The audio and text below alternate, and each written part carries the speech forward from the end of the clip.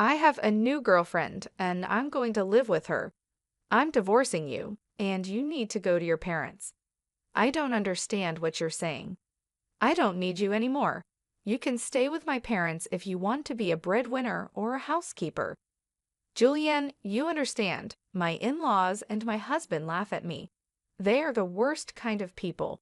But for me, it's better this way, so you all need to leave. My name is Julianne, and I am a 35-year-old office worker. I have spent my whole life working. After graduating from college, I started working for a major company. For about 13 years, I worked hard and earned qualifications for promotions. Thanks to that, I am now a department manager at a young age.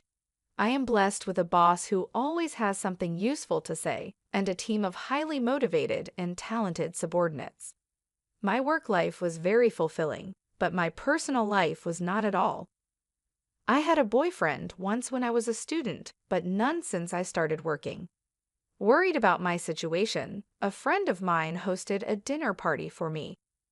That is where I met Jake.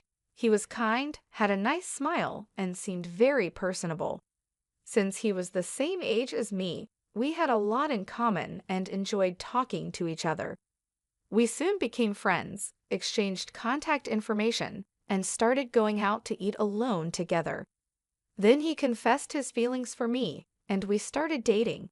We got along well, he proposed to me, and we ended up getting married. I was so happy to be married to the man I loved so much. Soon after, I went to his parents' house to meet them. His parents were very kind and welcomed me with open arms. Julianne, it's nice to meet you. I can't believe such a beautiful person became Jake's bride, they cried. I am so proud of my son for bringing a good woman here. Hey, Mom and Dad, stop it. Julianne is getting scared. Oh my, if you really think so, you can say it. That's right, it's a compliment, so it's okay. His parents were very friendly and easy to talk to, just like him. Julianne works for a major company, doesn't she? Oh, that's great. It's cool to be a woman who can work hard. Will you quit your job when you get married? No, I'm going to keep working. Well, you've got a good job at a good company. That's better. I was relieved. According to my friends, their mothers-in-law often told them to quit their jobs, saying it was a wife's job to support her husband. So I was glad.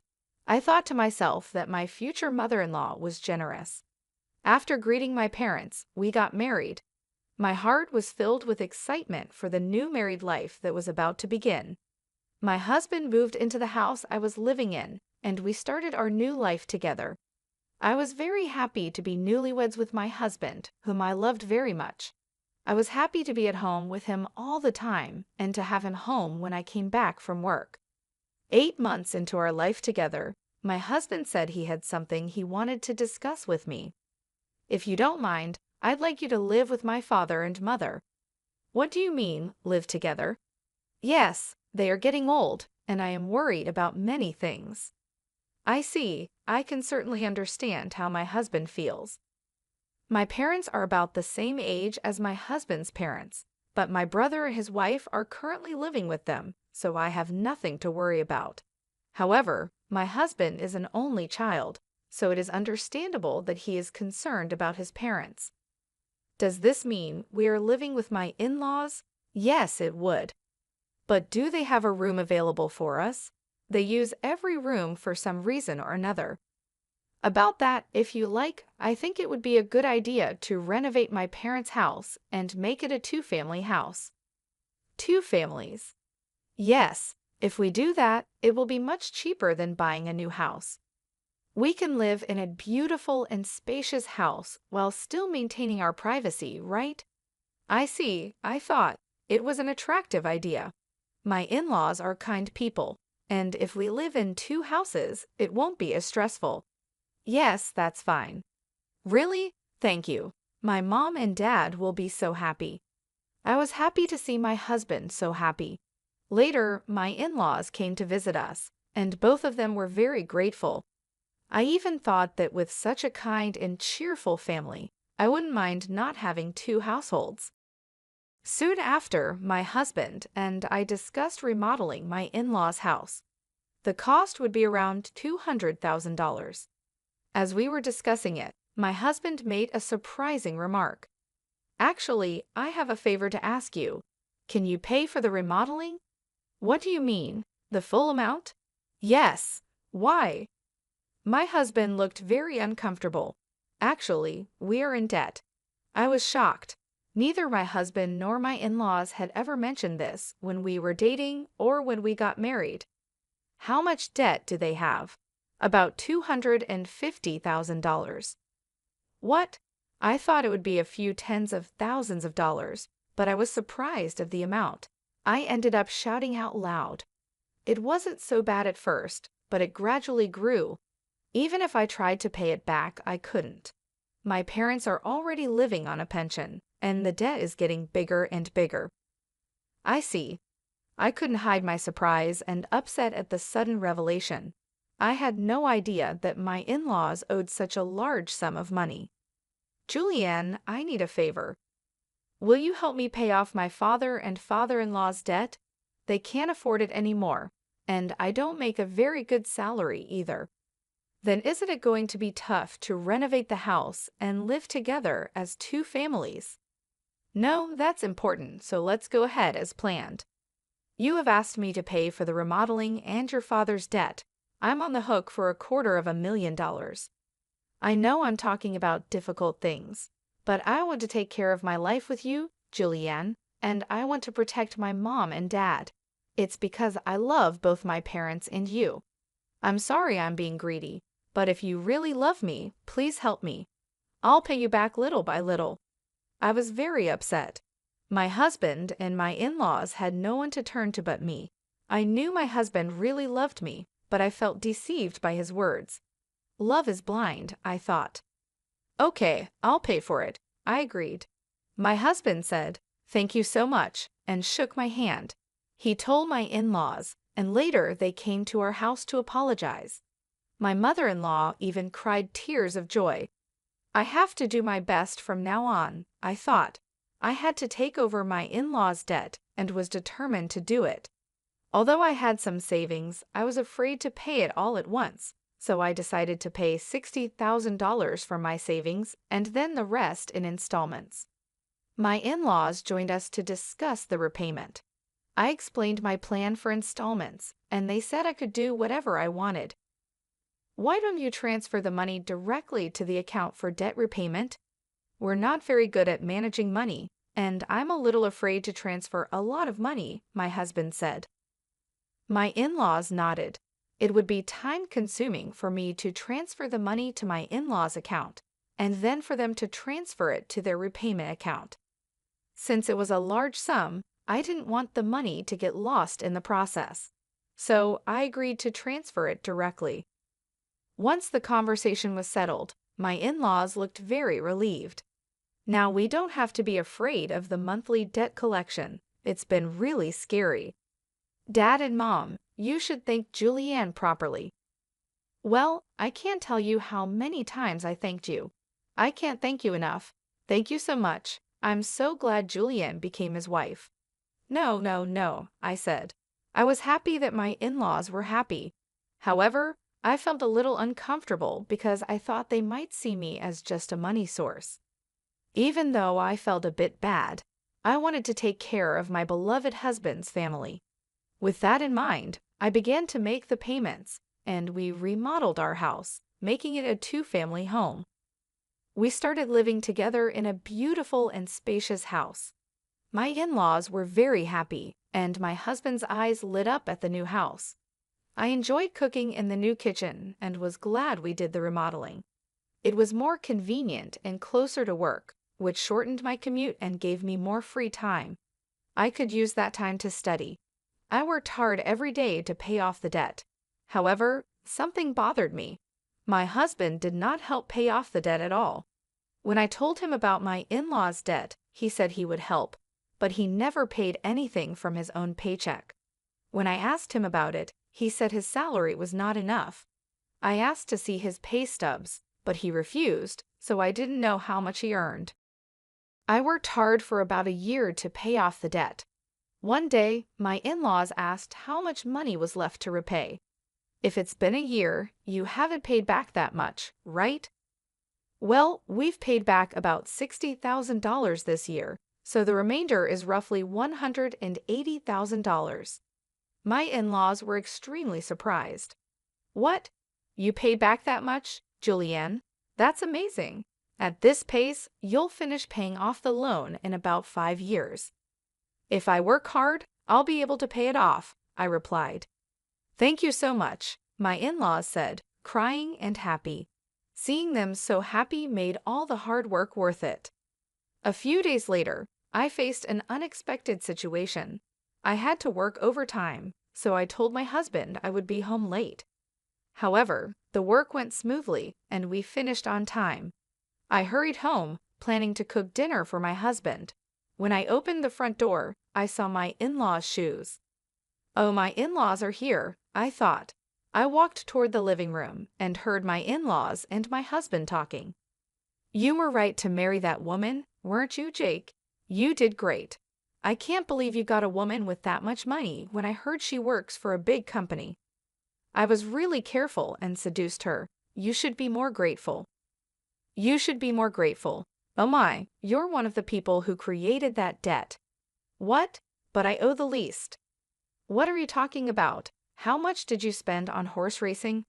Your gambling is terrible. I get a jackpot once in a while, so sometimes we were actually ahead. How can you be ahead when you owe $250,000? But at this rate, we'll be able to get out of debt and get back on track. That's really great, and she even remodeled our house. I got a really good wife.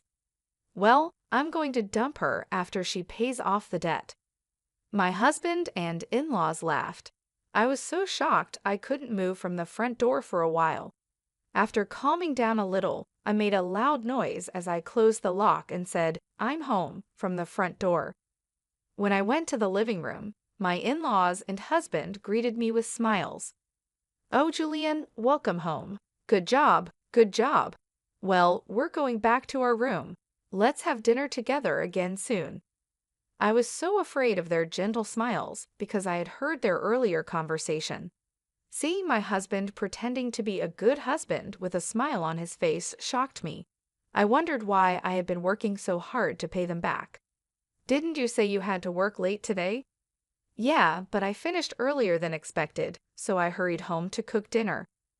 I tried my best to act calm until dinner, so my husband wouldn't realize what I had heard. Later, when my husband was taking a bath, I stayed in my room and cried alone. Crying as hard as I could made me want to get back at my husband and in-laws. From then on, I acted quickly. I began to prepare for the divorce and made plans for what to do afterward. About 5 months passed. I pretended to be happy and told my husband that I had paid off my in-laws' debt.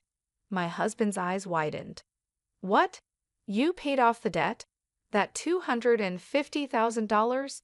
That was supposed to take roughly 5 years, right?" "Actually, I have quite a bit of money saved up, but I was afraid to pay it off all at once. So I started taking out a little bit from my salary and savings. But we were already below $200,000, and I thought it would be better to pay it all off at once." "I see," I said. Then I asked, "Do you mind if I check?" and showed my husband the bank book. Oh, it's true. $180,000 was paid all at once. My husband tried to hide his excitement, but I could see he was itching to get out of there. "Wow, Julianne, thank you. My parents are going to love this." He put his hands on his face, pretending to cry, but I knew it was just an act. Soon after, my in-laws came and thanked me. "Thank you so much. I'm so glad I met Julianne. You're like a blessing." If I hadn't known the truth, I would have been happy to hear their thanks. But I knew what they were really like, and I only acted nice because I was ready for my plan. A few days later, my husband asked to speak with me. He looked very serious. "What's going on?" I asked. "I'm sorry, Julianne, but you have to leave me." "What do you mean?" I acted surprised on purpose. I have a new girlfriend. What? I'm going to live here with her, so I'm divorcing you. You're going to my parents' place. I was shocked by Jake's unexpected statement. I knew from overhearing their earlier conversation that my husband would leave me once the debt was paid, but I didn't expect him to openly declare his infidelity. What did he mean by sending me to his parents' place? I don't really understand what you mean, I said. My husband's mood turned sour. You're not very understanding at all. I don't need you anymore, but as a breadwinner or a housekeeper, I can keep you here. Then the front door opened, and my in-laws came in. Jake, did you finally tell her? Yeah, I told her. I wish I could have been there for that moment. You can come to our house if you do the chores for us. Of course, we'll charge you rent. My in-laws and husband laughed at me. They were the worst people ever. All of you need to leave, I said. My in-laws rolled their eyes at my comment. What are you talking about? Have you forgotten? I can easily pay for the renovation myself. You changed the name of the house to mine, so I have the rights to this house. I could decide who lives here and who has to leave. My in-laws' faces turned pale at my comment. They finally remembered about the house title. I was really dumbfounded. I'm sorry, but you can't live here anymore. If we get divorced, you'll be strangers. My in-laws realized the seriousness of the situation, but my husband, not wanting to be outdone, retorted, "But you took over our debt and paid it in full. You're the one losing money. If we had no debt, we could at least afford a new place to live." That's true. Thank you for letting us live in a nice house while you pay our debts, my in-laws and husband said. I'm sorry, but I didn't pay off the rest of the $180,000 debt. What? No, but you had money missing from your bank book. That was just a separate account I created and moved money around in. The debt hasn't changed from $180,000. I just haven't had the collections come yet because I've been paying large sums continuously. But it's time for them to come, so you are responsible for paying the rest. My husband and in-laws were shocked. Then I warned them, Jake, you told me you were having an affair, so you should pay alimony. I'll charge your partner for the affair too.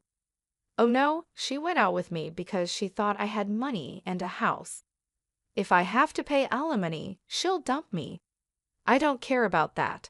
No, I apologize. Please don't leave us, my husband pleaded. My husband was afraid of being dumped by his lover, and my in-laws were afraid of being left by me. They were truly selfish. I have nothing to do with you people anymore, no matter what you say. I have also put this house on the market. I will also have you pay the $120,000 debt I paid on your behalf through my lawyer. My in-laws froze, stunned by the loss of everything they had. I then demanded a divorce and alimony from my husband through my lawyer. I also demanded alimony from his lover and $120,000 from my in-laws for what I had paid. Actually, that renovated house sold for about $400,000. It was in a good location, and a family looking for a duplex bought it at a good price. I had to pay $320,000, which included the $120,000 debt and $200,000 for the renovation. However, I ended up gaining $80,000 from selling the house. Additionally, I received alimony from my ex-husband and his affair partner, which greatly improved my financial situation. On top of that, I got a $120,000 payment from my ex-parents-in-law. I ended up benefiting the most from this situation. I believe this is fair because the damage I suffered was significant enough to make me distrust people. Initially, I had savings because I was learning how to invest, with the goal of paying off my in-laws' debts as quickly as possible. Since I had substantial savings to begin with, I invested tens of thousands of dollars, and my assets grew significantly in about a year. Additionally, I received a raise at work, so my earnings increased. Because of my savings and investments, I was able to take such drastic steps. My former in-laws ended up back in debt and lost their house, but they deserved it for deceiving me. People who cheat others should face the consequences. This experience has taught me to be more cautious and develop a better sense of judgment about people. Moving forward, I will continue to save and increase my assets so I can live a comfortable life in my old age.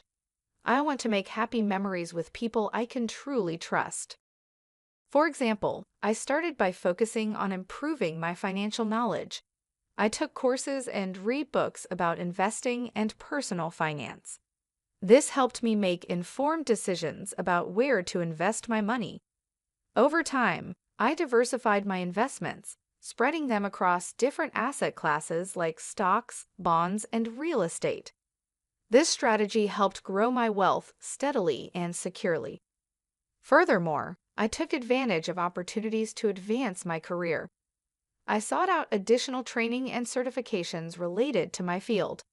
These efforts paid off when I received a significant promotion and raise. The increased income allowed me to save more and invest more aggressively. Through all of this, I remained focused on my long-term goals. I wanted to ensure that I could retire comfortably and enjoy my later years without financial worries. I'd also wanted to be in a position to help my loved ones if they ever needed support. This vision kept me motivated and disciplined. Eventually, my efforts paid off. I was able to buy a beautiful home in a great neighborhood.